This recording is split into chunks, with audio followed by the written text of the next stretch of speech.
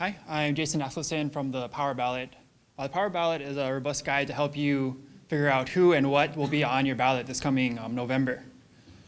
I want to thank also Aaron Fujimoto is another developer, Joe Misawa did the design, and I could have done all this without Royce Jones, who did a lot of the map services and put in some of the initial candidates for us. So this is the home page. So the first thing on here, you can there's a field to enter your address, and so you put in your home address, and you hit go, and it'll search, and it'll find the specific ballot for your for the specific precinct that you are in. And if you want, you can also, there's a map you can view. You can kind of see the outlines of all the different precincts. Some of them are fairly small. And if you look down, you can see all the different candidates that are on there. So there's all the presidential candidates, see their parties.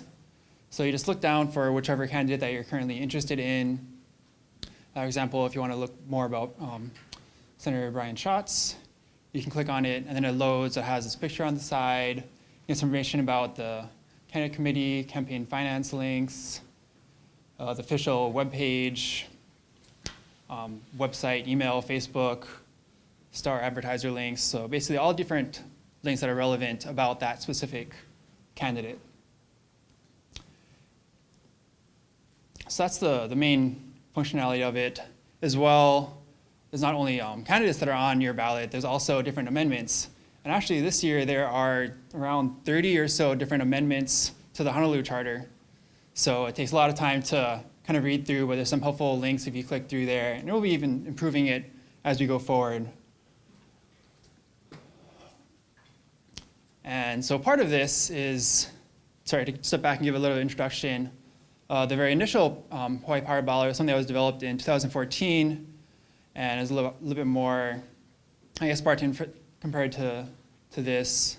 And part of the problem was that Royce actually had to go and edit all the data in manually. And so that was a big burden on him. So he'd have to be up late at night, like watching the news and entering it. So we wanted to make it a lot easier for the volunteers to input additional data. So if you are logged in as an admin, on the top right of the candidate, you'll see an edit link. And when you click on it, then you go to the admin page. And here you can edit all the different information associated with candidates. So there's quite a few fields. But if you scroll back up, we can enter the candidate committee name. So that's there's shots for, yeah, committee for, I forget exactly what it is. And then you can hit save, and then it would update.